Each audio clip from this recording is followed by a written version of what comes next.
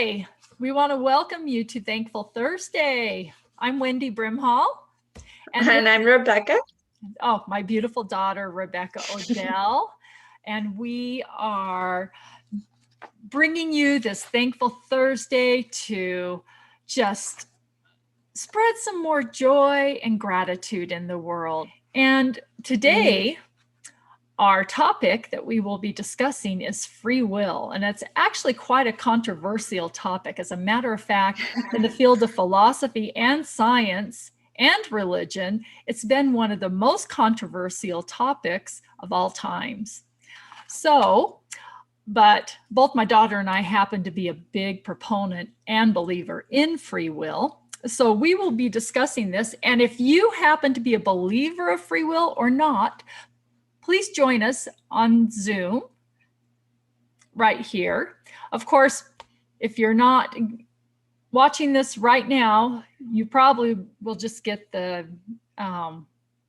recording of it. So then just comment, and we'd love to hear your comments or read your comments on this, and we will respond. And please, this is a very safe place. So please keep your comments respectful and of other people's rights. We believe everybody should have the right to believe what they believe, and we respect everybody's perspective in life. And that is one of the things about free will that I love, that everybody has the right to their unique perspective from their life of experience. We have the right to choose what we believe and what we don't believe. And to me, the people who argue for or against free will, when they're arguing what they believe for, I believe they're using their free will. So, that's just my belief. But there's a lot of people who believe in, say, determinism, which that is, they suggest there's only one course that you could possibly follow because of the way your subconscious works. That even though you're choosing to do something, it's your subconscious directing you to make that choice. And there's the illusion theory that just says free will is just all an illusion, that we do what we do because of the cravings and desires and things that we have, the way we've been raised, basically that nature versus nurture. And then there's the causality and just a whole bunch of different theories out there about, why we do what we do. But why don't you explain what you believe free will entails, Rebecca? All right. So I believe that we always have the power to choose. Our free will is our perception and our ability to choose how we believe, how we think, and how we feel, just like you said. So the things outside of us might be out of our control, our circumstance, things that happen that don't bring us joy or whatever the challenges we encounter, whether that be on a global level or a family level or something. We can't control the people in our lives or how people treat us. However, we always have the choice in how we choose to perceive our situation. No matter what we're going through, we can look at it with the glass is half full or the glass is half empty perspective, right? Right. We can choose to look at things from a place of gratitude, even if they're challenging, even if they're painful. And I believe when we can and when we do choose that attitude of gratitude, which we promote here on Thankful Thursdays, big promoters of that. It infuses our challenges with this wisdom. We gain a wisdom by finding the value in what we're experiencing.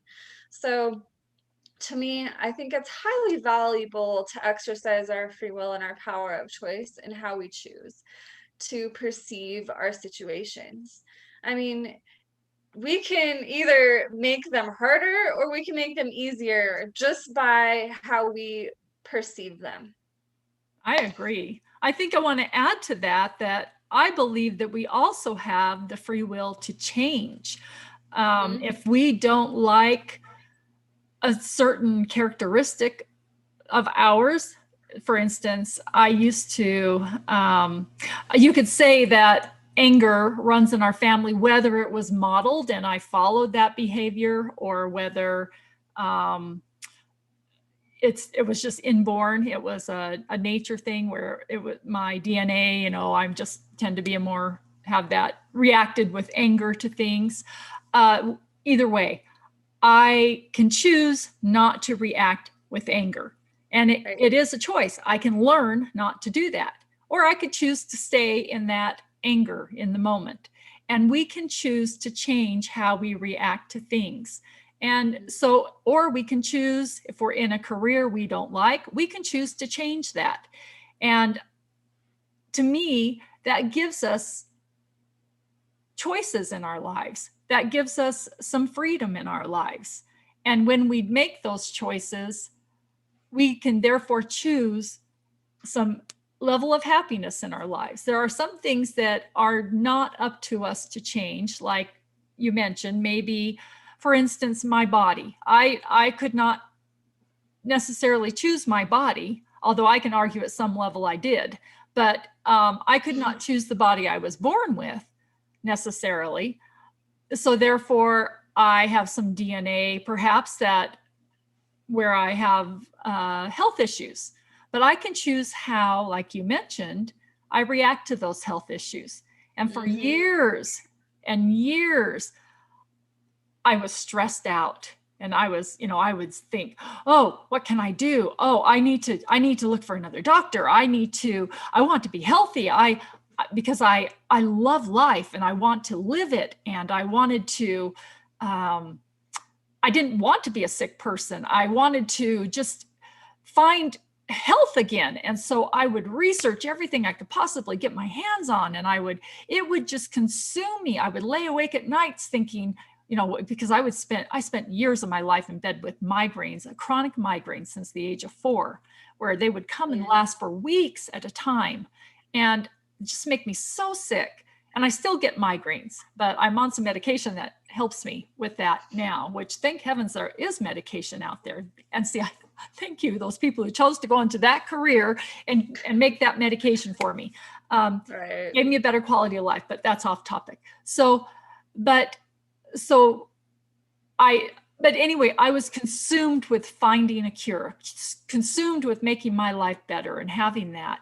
And in doing so, I lived with an immense level of stress and worry and pain in my life, because I was dwelling on my sickness so much that it brought more pain and more worry and more stress and more anxiety into my life. One day I decided, I'm tired of chasing these healing cures and, oh, try this cure, you'll be cured, and being disappointed and throwing my money down the toilet, and $100,000 or more worth of cure-alls people had for me. I just decided I don't want to live my life surrounded by trying to find a cure. And that's consumed my every thought, just about. Life is better, I want my life to be more well-rounded, more rich, more rewarding than that. Yes, the joy. And so one day I just decided I'm not worrying about it anymore. I want to take care of my body, because I am thankful for my body and I love it. And I will do what I need to do and feel inspired to do. But other than that, I'm just going to enjoy life.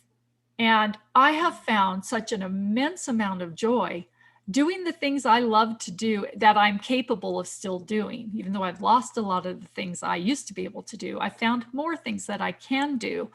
And my body is actually feeling better, because I'm not dwelling on the pain and not dwelling on this, my mind is not just worried all the time. Therefore, I don't have that stress just heaped on me all the time. And my body is just free to just enjoy with me, I guess. So I have that burden lifted from me. Therefore, my health is better and I have a better quality of life.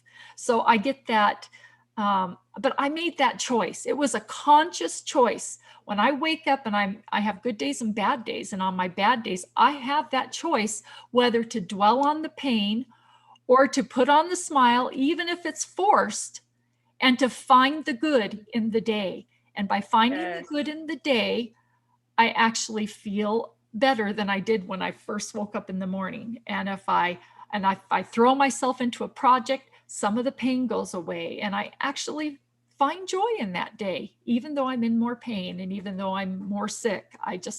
Anyway, that's how I choose to live my life. I could easily lay in bed and be sick and moan and groan and worry about myself like I used to when I wake up sick, more sick. But I don't. I choose to get up and move and find joy.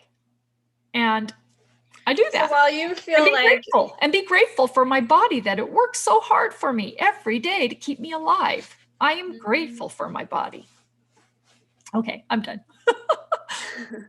so you feel like you can't control how your body is operating and functioning on some level, um, whether you wake up in pain or you're having migraines, My but you pillow.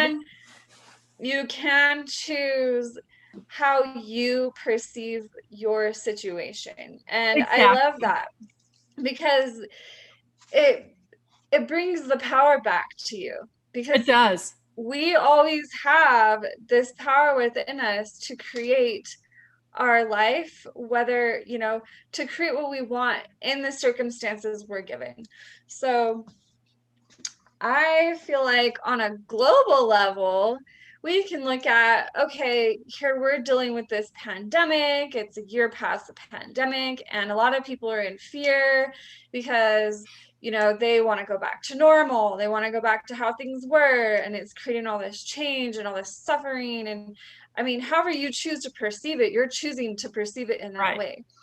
I'm choosing to perceive this global pandemic as a blessing because, to me, yes, there's terrible things that have happened, but I can see the value in how it's propelling humanity to come together and find solutions and really look at the things that aren't working in our society any longer. I think that this pandemic has propelled a great change within our, not only our global system, but our internal systems and thought processes. It's provided an opportunity for people to actually look and see what's really going on underneath the surface in their lives. And while that may be really uncomfortable for us, it's really a blessing because it's letting a fire under us to make more changes and take a more positive direction. Or we can choose to be the people who dwell in the fear and the pain and the suffering, and we get caught in the chaos and we get caught in the drama and we keep perpetuating that loop. I mean, so we always have a choice in what we perceive in our situations. Now, do you think that you can find joy in the midst of a global pandemic? I know people have lost their jobs. They've lost loved ones. They've lost their health. People have lost so much. And it's so easy when you've lost to dwell in that loss. And, for a time, we need to mourn. We need to mourn those losses. It's part of the grieving process and the healing process.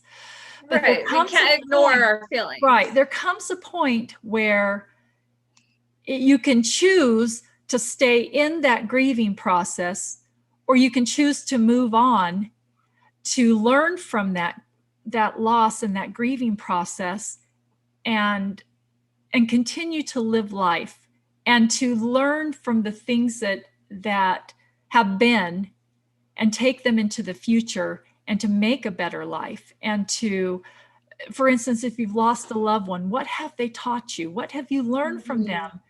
And what can you take from them and adapt into your life that you can carry to the future for future generations?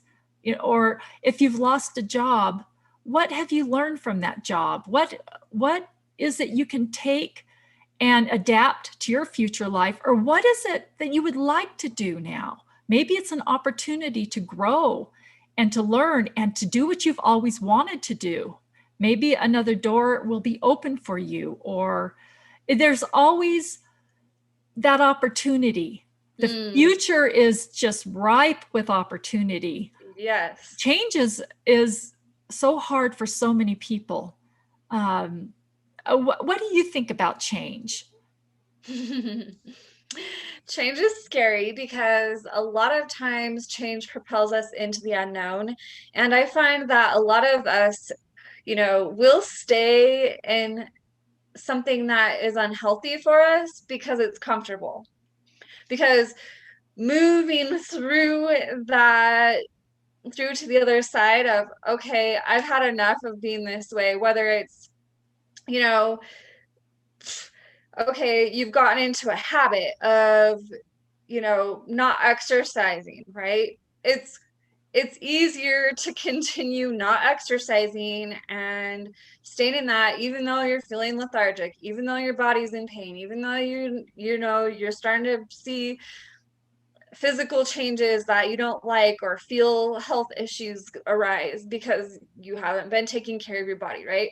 But it's easy to stay in that because that's what you know. And it's hard to actually say, okay, I'm gonna take a chance with my life here. I'm gonna make a change. I'm going to go into the unknown, and I'm going to try something new.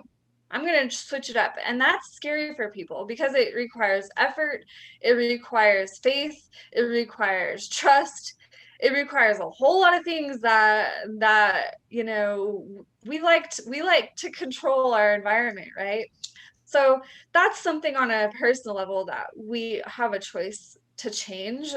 But say when change happens and it's out of our control, like, going back to this global pandemic, it's created a ton of change. I see change as an opportunity, like you said, for new possibilities, because I believe that we're capable of so much more than we even realize. And the only way to find out what we're capable of is to go into the unknown. Right. And so I see change as an opportunity. I welcome change in my life. I'm somebody who likes to change things up too because I get bored.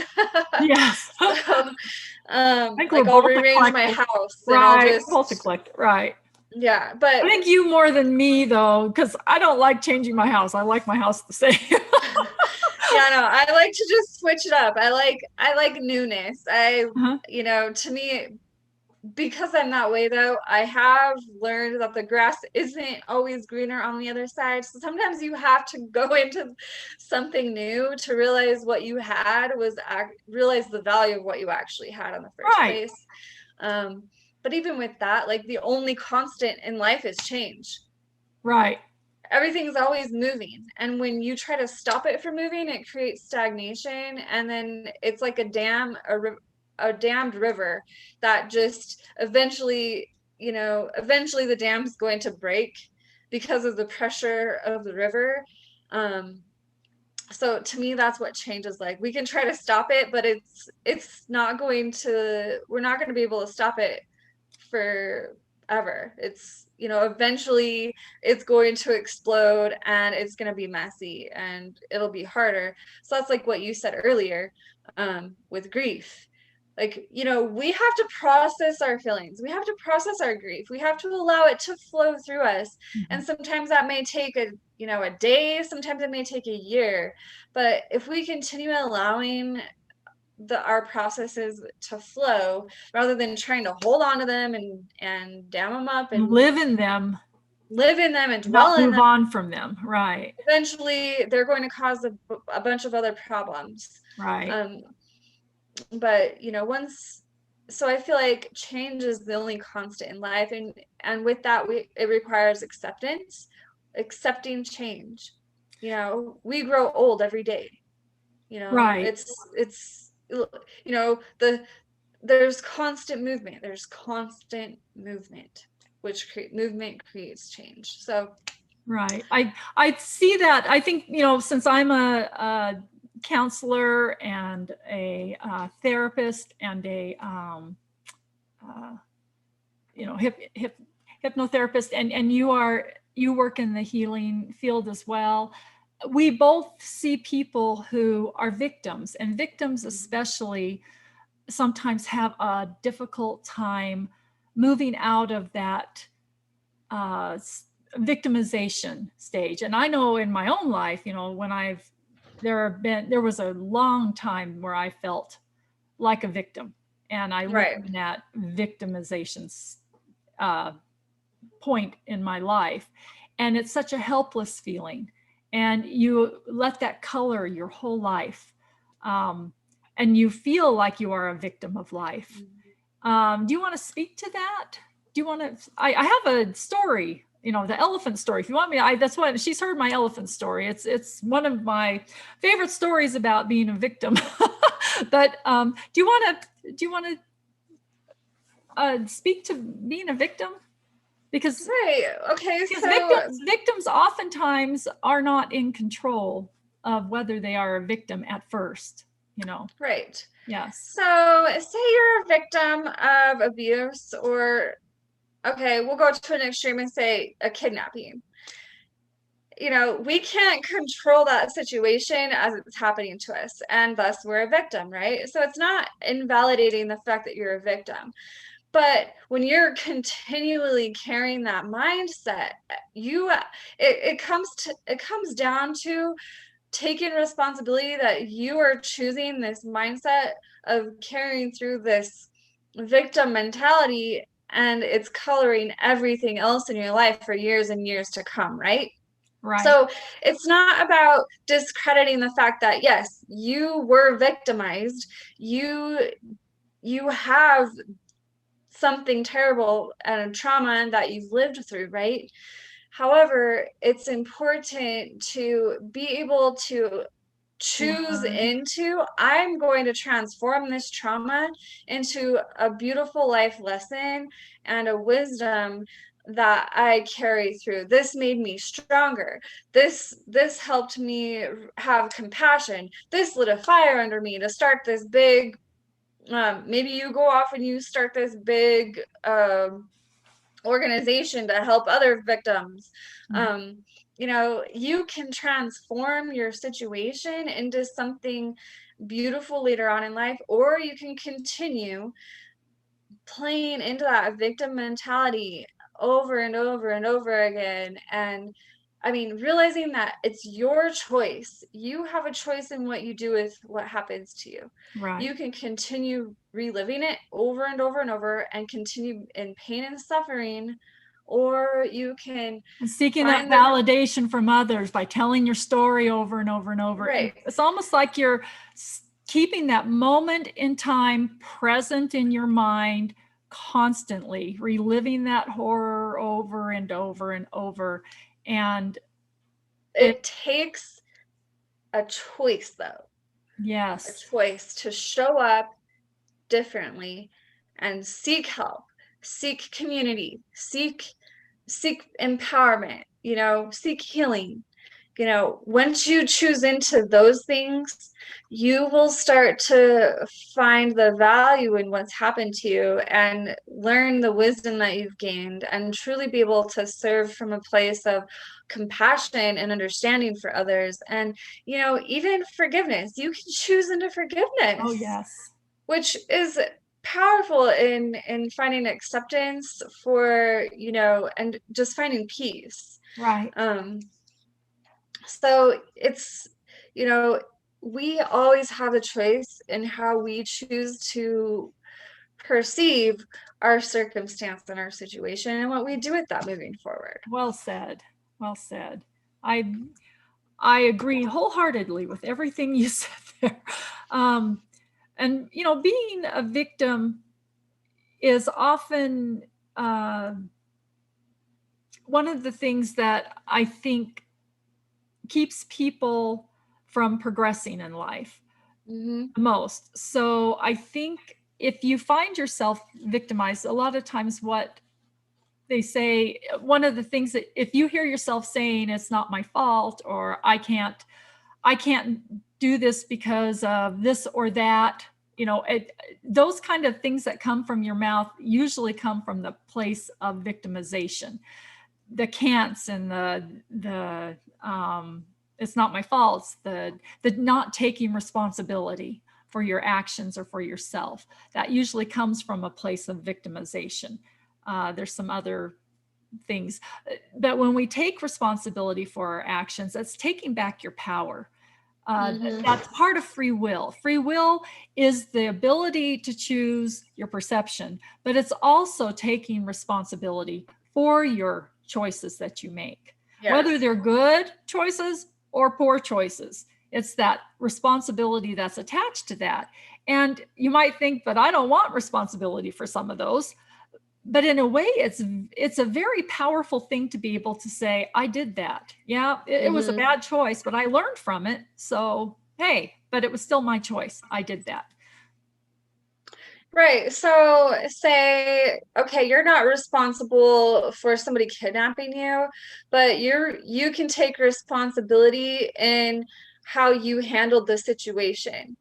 And you can take responsibility for the role you played in that situation and say, okay, this on some level was a life lesson for me. And in that moment, when you realize that, okay, I went through this terrible trauma and it wasn't my fault. It was done to me. I didn't choose this for myself, right? But how you handled it and how you perceived yourself through that, maybe you chose to feel, relive that and feel victimized for years after that. And it's taking responsibility for that choice. And okay, I dwelled in this pain and suffering for so long. And then that's you taking responsibility. I'm owning that I carried this burden with me for so long, and I'm now choosing to release it. Right. I think that was a really big, a very enlightening moment for me when I took responsibility for the years that I lived in my victimization. When I owned the fact that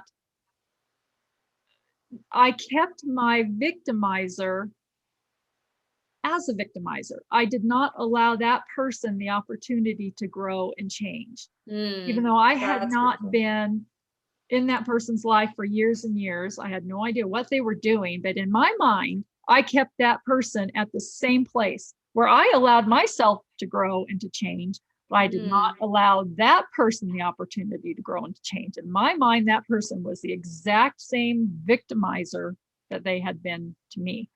And because I kept reliving the story and telling it to people, and it was always, and they did this to me, and it was horrible, and they were awful, and by doing that, I was continuing that legacy of them being this horrible victimizer.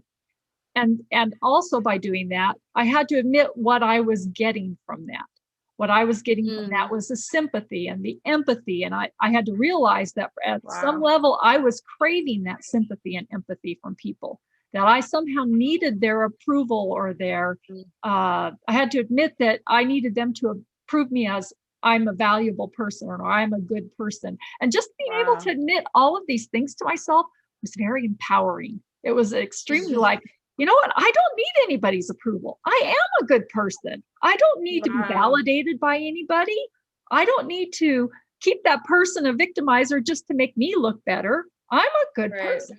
Anyway, but that's powerful. That personal responsibility for our actions and for the way we view life and for the way we feel, that part of free will to me is so exciting. It's yes, it is. Grow and mature. It's part of maturity. It's part of wisdom. It's that part of life that just is so precious. To me, it's an extremely precious gift, which I am truly grateful for.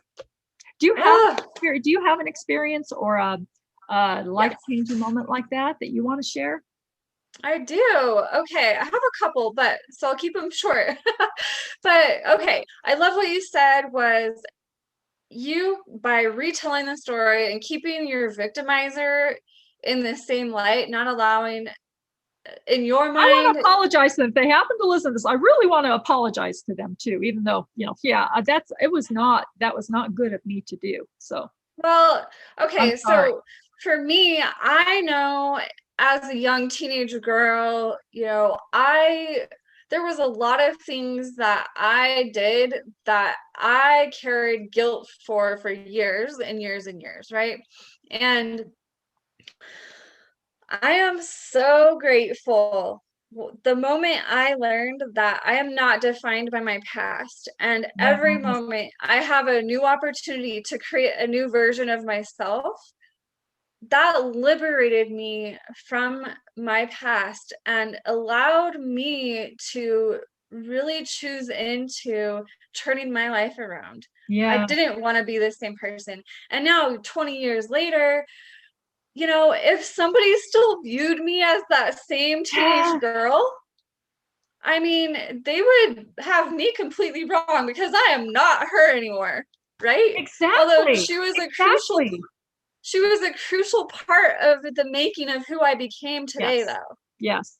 Oh, that And is so so I true. find value in my circumstances because as that young teenage girl who who didn't believe in herself, who didn't think she was good enough, who thought she deserved to be abused, and who not only abused herself and her body, but allowed others to do that also. So I was not only a victim to other people, I was abusing myself and a victim to myself. And I found the power to choose something new. And and to turn that story around into a victory because I overcame those things, right? And I learned Amazing. a lesson from them, and I've used that as a catalyst to heal and to grow and to help others along that path too. Like, Yes. no, you were not defined by your past. So to me, that's so empowering. Like, no matter how bad of choices you've made, you always have the power to change. I And it agree. starts within your heart. So, I also being victimized and abused by another person myself, um, I too held them in that same place for years and years and years. And I remember so vividly, I went to this workshop and the lady had us meet with with a stranger. So I got face to face with a stranger and she led us through this powerful visualization where I actually viewed the stranger as my own worst enemy. And to me, it was my victimizer, right? But in Oh, that yes. moment, I saw them in so much pain and suffering, curled on the floor in the fetal position, rocking back and forth. And in that moment, I realized, oh my gosh, this person has been in so much pain and sadness and fear, and just like I found compassion for them, and I realized why they were hurting me was because they were hurting so bad themselves. And I've never viewed that person the same ever since. Right. In that moment I found compassion, like, wow, they they have been in so much pain and suffering that that's all they know. That's how they knew to treat others. That's how they were treated their whole life. Wow. So, finding compassion in that moment also helped me really stop holding them in the bad guy light, like, oh, they're the bad person, and it really helped me see their true essence of they're just another divine being of light who's forgotten who they are. Right. That's why I believe free will is truly one of the greatest gifts God has given us. That ability to grow and to learn and to gain wisdom from our experiences, whether good or bad experiences, and I do believe that's one of the reasons we are here on earth. It's is to learn from our experiences. Hmm. So I think that this is just a beautiful topic to discuss. It's just It is. I'm just so grateful for it. So I want to thank everybody who we'll listen to this. And again, if you have any comments on anything we've discussed or something else, please comment and we will answer. Do you have anything to say in parting, Rebecca? Yeah, I too am so grateful that I have the opportunity to have free will and to exercise that and really step into my power.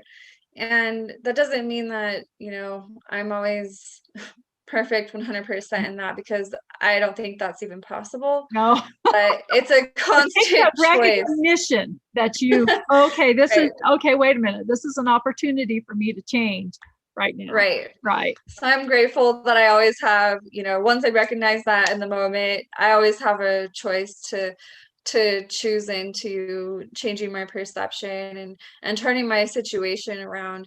Finding